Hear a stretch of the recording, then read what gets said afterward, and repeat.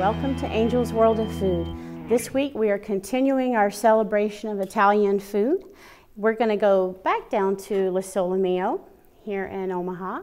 We have visited with Don and Marie Lo Sole, who founded the restaurant many years ago. They had some wonderful stories for us. This week we're going to go on a tour of the kitchen and the dining room with their son David, and it's really exciting. A very fast-paced kitchen, and I learned a lot while we were there visiting. It was really fun, so we appreciate that and looking forward to that tour, showing that to you. We're going to jump right into our quick recipe for the day, which is a fruit bruschetta. Usually bruschetta, is tomatoes, other savory things like that. Today we're going to make it with strawberries. Strawberries are a little bit more romantic, and they will also go with a nice chocolate treat we're going to make in the next segment. So, what you want to do when you're making your fruit bruschetta, or any bruschetta, is start with a crostini.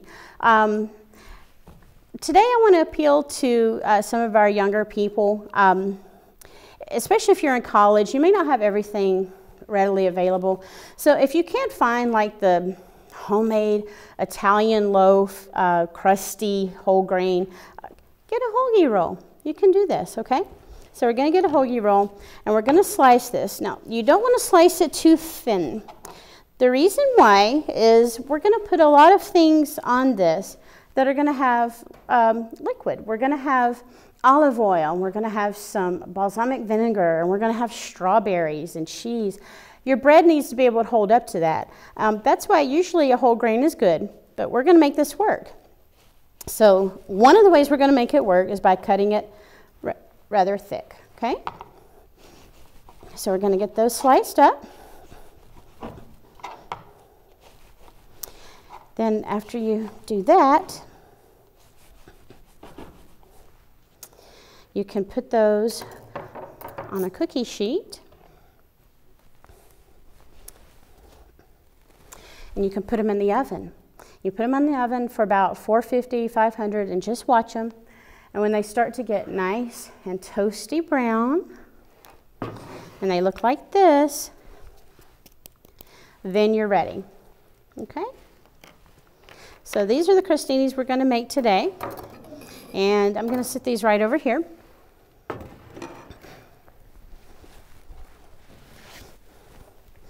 Okay, now the toppings, my favorite part.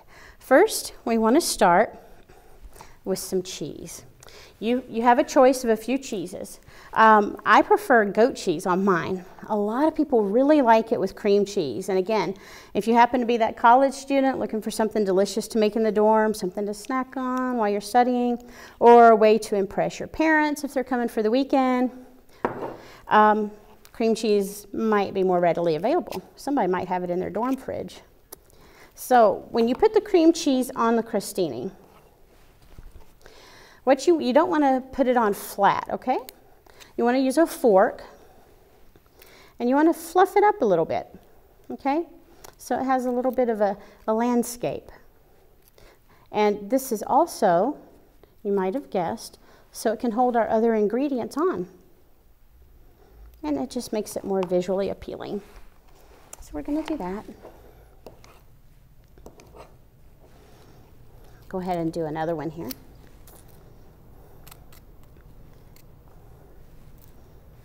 So, you got that? Now, you're going to take your fresh strawberries. This is super easy. You're going to slice them up. And you want to make them in little cubes so they'll stay on, okay? And I already have some here ready to go. You're going to sprinkle your strawberries on top like this. Okay? And they're going to overflow. That's okay, because after you're done making this, you're going to put it on a very nice serving dish. Now, we're going to take some basil that I've sliced up. We're going to put that on top. Okay? It does want to stick to your fingers sometimes, but that's okay. I'm going to put basil, and then we're going to take kosher salt. You know I love my kosher salt. Some fresh ground black pepper. And believe it or not, in this dish, this is what makes the flavors pop on it. So don't go slack on that. You might think you would want to, but you don't. We're going to take a drizzle of olive oil, put it on there. We're going to take some delicious balsamic vinegar, and nice thick, syrupy one. Don't do it like that. Do it more like that. Something you can do with that is you can reduce that in a pan and make it even more thick and syrupy and sweeter and more delicious. I actually prefer mine like this on my strawberry. I made a peach bruschetta one time, and I found if I reduced the balsamic, it was better. On the strawberries, I like it just like this. So, buon appetito. And it's very beautiful here. It's nice to come here anytime. But I know a lot of people think of Lo Sole Mio when they think of romance and Valentine's Day and things like that. So can you tell us a little bit about your influence when you're decorating? Well, some people may call it cheeky, but I just want to call it homey. Not too pretentious, not corporate, but you can tell that kind of make it want to feel like you might be at home. And with the influence, of course, with statues that reflect Italian culture, columns that reflect Italian culture. So from that aspect, I love art, and so we have that displayed around, just wherever it can make it feel warm and welcoming and inviting. Maybe some people have even said that there's a feng shui about it, that you get kind of a calmness about it. So it's it's not any certain style. I'm definitely not a decorator. I just like certain things and make you feel good, and so something cozy, warm, inviting. And we have a very nice piece back there that some bust and things that we got in from Chicago, some solid marble pieces that my uncle, Joe Villela, had given me that were from Italy. They were carving out of a piece of marble, so I cherish those because he's passed on as well. So, just some pieces, everything kind of is to the eye, whatever I like. And if you do call it cheeky, but if you go to Rome or to all of the places in Italy, they have a lot of statues and columns there, which have been there for many years, and so I figure it works there. I think it works very well. It gives just the right atmosphere. All right, welcome to the Lo Sole Mio kitchen. Come on this way, I'll take you through. It's where obviously the to-go section is. We answer the phones. It's like the little hub for all the guys over here. We'll meet the guys over here. It's Cameron and Trentino. They make our pizzas. They take your orders over the phone. They get all the to-go prep work done throughout the day. And then we'll go over this way, take you to this section over here. All right, look now, every good kitchen must have a good crew. This is the heart of the crew. Without any dish guys, you don't get any food served. So these guys here, Julio, baby. All right, we'll come on this way here. We use only fresh ingredients for everything. We toss all of our salads, keep our plates nice and chilled. This is Brandon, he's the salad guy. This is Andy. He's in charge of doing a lot of the specialty dishes, all the seafood dishes, different risottos and such like that. We'll step out of his way and come this way. This is where it all happens right here. It's Alfredo, Hubie, and Jose. Pretty much the food comes out the wheel right here. And as you can see, it's not really that busy right now, but it will be soon. Then we use about anywhere from 15 to 21 minutes to get the ticket out. So from table, waitress comes over, food comes out, be 21 minutes tops. And we make everything pan to order, as you can see right here. You want to come through this way real quick with me? Coming behind real quick. Guys, hit Deanna's number for me, please. Behind you a few times. Yeah. You can kind of pan right here and see real quick. Go ahead, you're good. Oh man, busy. See, we wear cook sleeves back here, all the good guys. It's a little invention I came up with. You can get on cooksleeve.com and check these out right here. So yeah. You like the hair on your arms? I like the hair on my arms. I like my beautiful tattoos to stay beautiful. And check this out. We'll do one quick little fake plug here. But this if you touch this here, you would normally burn yourself. This is what makes this thing awesome, is you can touch it right on there and you're not gonna get any sort of burn at all from it. So, just you think, oh my God, like those would be some severe blisters. Yeah. So we'll get over here. I'm going to take that dish with me. Pardon me? We'll come back this way. We make all of our own bread fresh every day.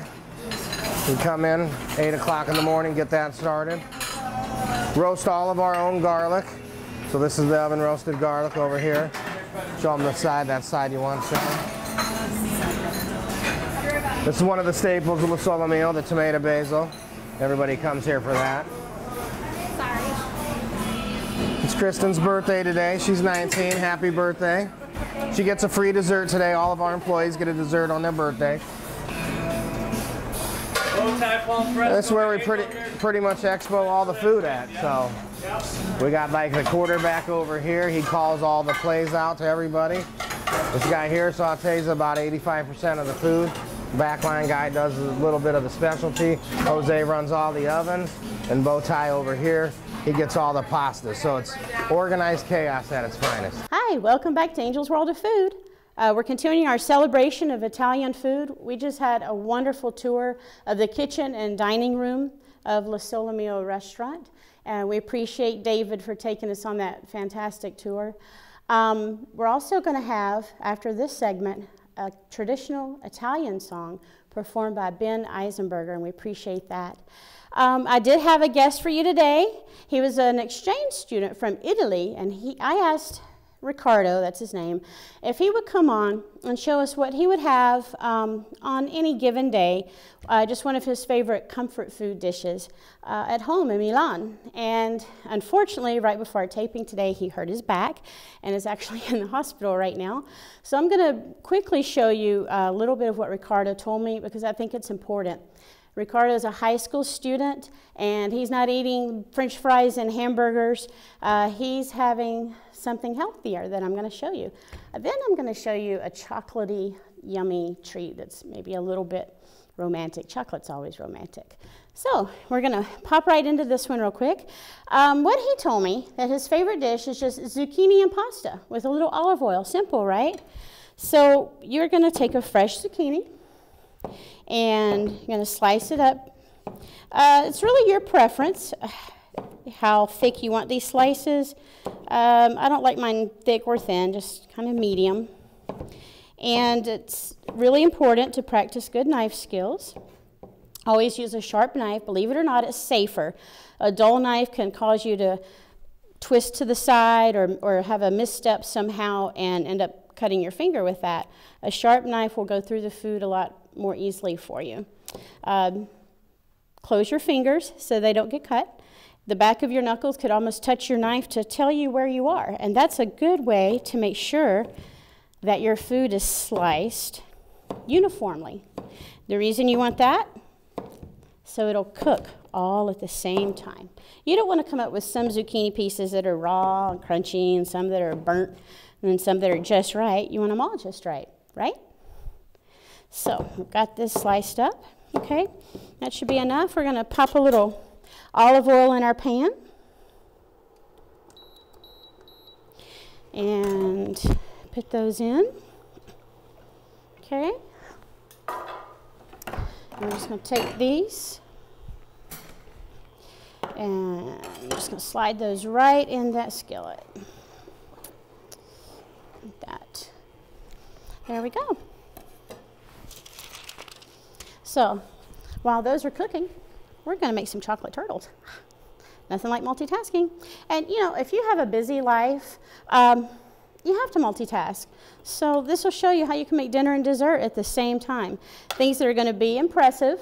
We always try to help you impress your friends here on Angel's World of Food, but are not difficult to make. So again, fresh zucchini, we have fresh ingredients. We're going to take a little bit of our kosher salt. We always use kosher salt, unless we're finishing.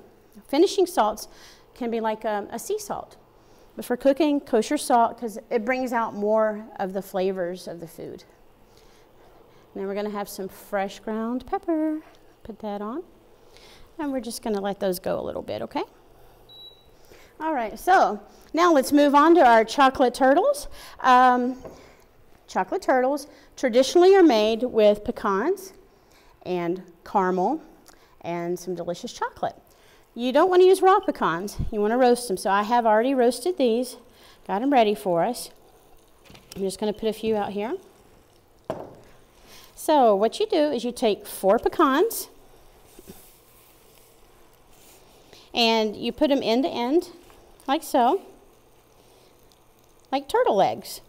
And then the caramel and the chocolate help make the head and the tail of the turtle. So we're going to make our caramel. Some people say go to the store, buy some caramels, melt them down. That's okay, you can do that. But you might want to make your own. So the way you make your own caramel is you start with some sugar. You just have regular white granulated sugar in here. And I'm going to put it on, not the highest heat, just maybe about medium high. We're going to get that going. There we go. Now, when you're melting sugar, a good copper bottom pot is a really good idea. That's basically a specialty of copper, is sugar. So you can leave this sit. There's different schools of thought on that. Some people say don't touch it, let it go, let it start to caramelize or burn, is basically what caramel is burnt sugar. Some people say constantly stir, and some people actually want you to start out with water. I don't prefer using water. Lost my flame. There we go. I just like to make the caramel straight up. And we're starting to get some melting going on. It sounds like my zucchini is sizzling away over there. Okay, so I'm going to let this go a little bit. Now I have over here in this pot some semi-sweet dark chocolate wafers, okay, for melting. And we have those over water. You can do these in the microwave. I like doing it this way. So I have some nice, I wish this was smell-o-vision so you could smell this. This is amazing. I know there's some chocolate lovers out there. So that's going to go on top of the turtles. And our caramel is going here.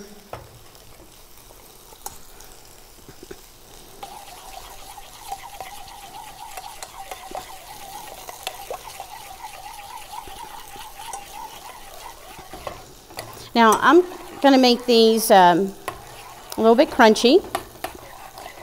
But what you're going to want to do probably, if you like traditional turtles, is you're going to want to add a little bit of cream to this to make it more of a caramel sauce, okay? So that's ready. Just going to give my zucchini over here a little bit of a flip. It's looking really pretty. Okay, we're going to make some turtles.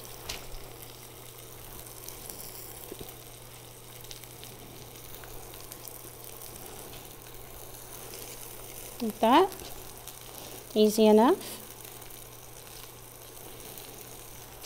Now, if you make the caramel yourself, you are going to want to give it some time to cool down, okay? So, this is probably a little hot. I'm going to go ahead and show you. Just going to pour it over the pecans, like so.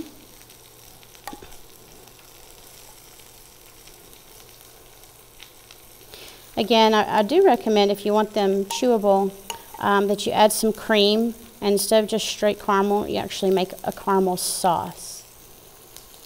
I wanted these to be a little crunchy, kind of like a toffee bar. So I'm going to take that. Now I'm going to take my chocolate. And we're going to put that right over just like that.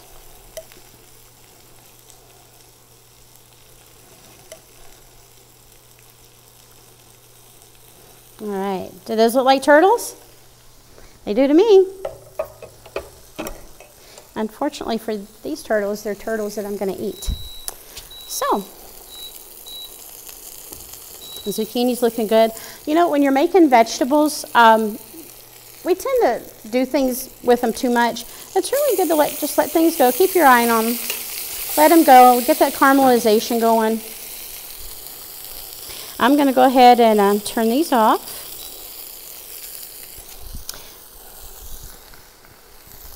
I'm going to show you what your turtles are going to be like. You're going to take these and set them in the refrigerator for about 20 to 30 minutes so they can set up for you.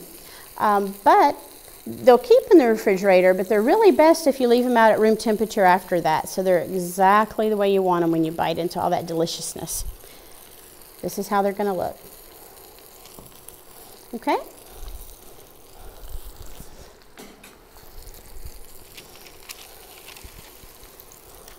So now,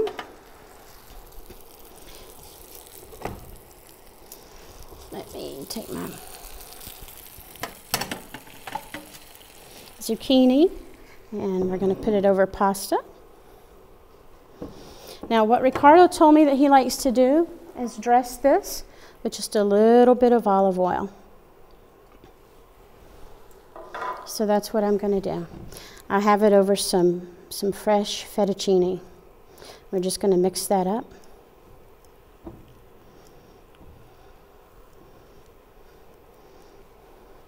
That's very simple. It's healthy, it's delicious, and apparently it's what Italian teenagers like to eat for comfort food at home. I want to thank the Lo Soles, Don, Marie, and David especially, and all the staff and crew there for welcoming us into their restaurant, Lo Sole Mio.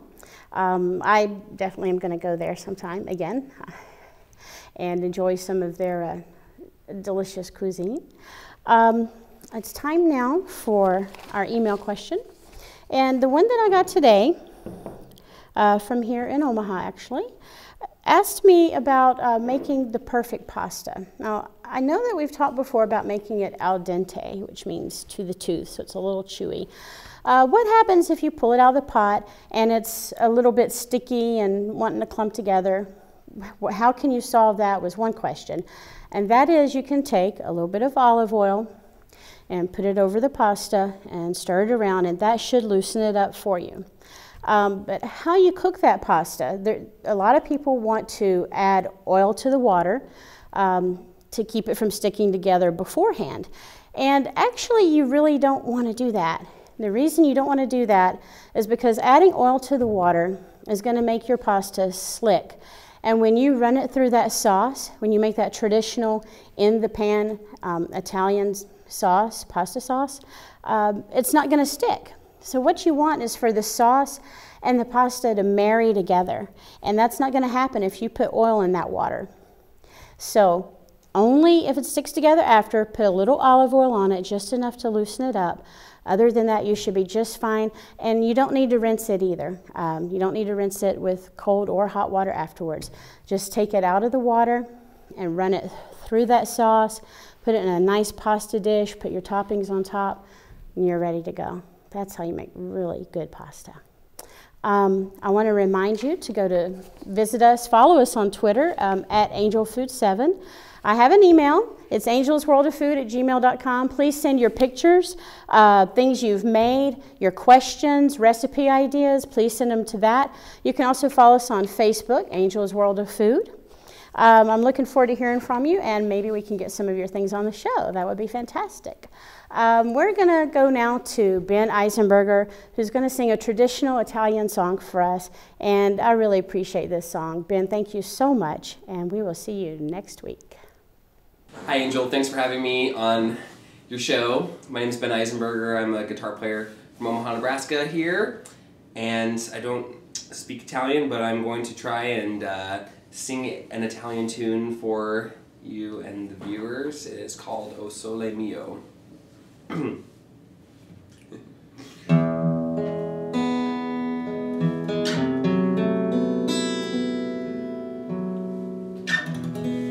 Che bella cosa naviganti sole, Nadia serena, dopo una tempesta, pare aria fresca, pare già una festa.